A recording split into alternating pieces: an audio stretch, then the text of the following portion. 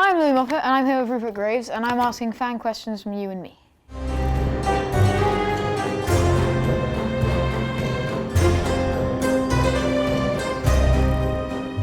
Can you tease us about how Victorian Lestrade is going to look? Victorian Lestrade looks, around the eyes, quite like the modern Lestrade, but around the cheeks, he looks like he's just walked into a massive hedge and taken parts of it with him. He's got these massive, what are they called, chops, side whiskers. And one of my favourite things about Lestrade is he's got these grey shoes which turn up at the end. They're a little bit like clown shoes, which just amuse me in a very private way. And we had to try and find the Victorian equivalent.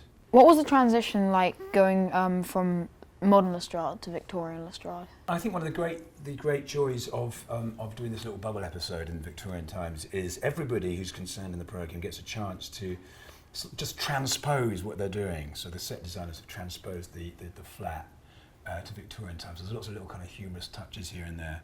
And for me, it was transposing a kind of modern copper with all the forensic stuff that comes with being a modern copper to a Victorian plod who had little more than a notebook and a pen.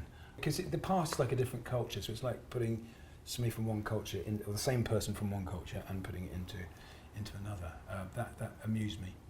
What were you doing when you found out you got the part of Lestrade? I was playing football in a really kind of old middle-aged man way, kind of, which means slowly and a bit softly.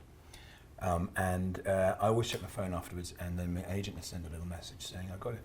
So I felt like I'd scored a hat trick, and I shared the news with my footballing compatriots, and they were very underwhelmed. But now they're very pleased for me, I think. What was your face? My face? Yeah, what was your face reaction? Well, because I'm a bit blind, it was. What? Ooh!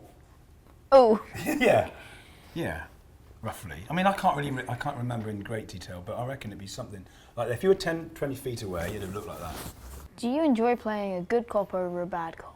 I really enjoy. What I like about Lestrade is that he's a cop. He's a real cop, and that's what I like playing. And I think that's like everybody, and like every character, a bit of a mix of both. Although it's difficult finding the good in Moriarty. Do you think there could have been something special between Lestrade and Molly?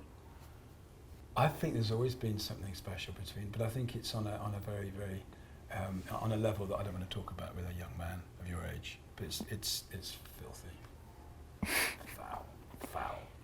What do you think Lestrade gets up to in his spare time? I think he's a lonely man. I think he spends a long time missing his wife and filling those empty hours. I think he does a lot of extra. I think he probably does an awful lot of overtime. And clearly seeing Molly as well at the same time.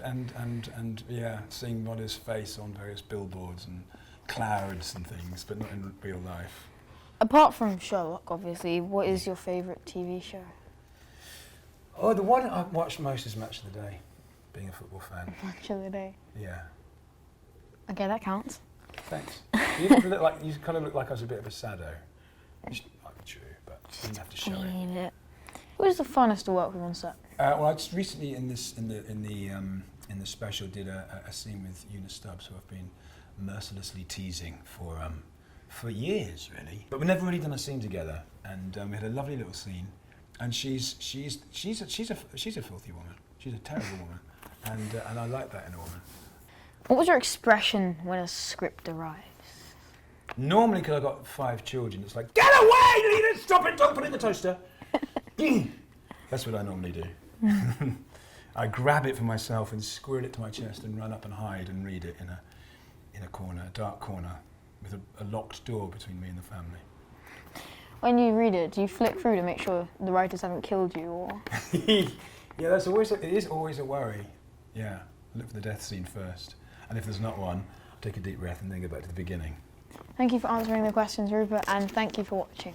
Thank you. Thank you. Thank you. Thank you. Thank you. Thank you. And you. You. And you.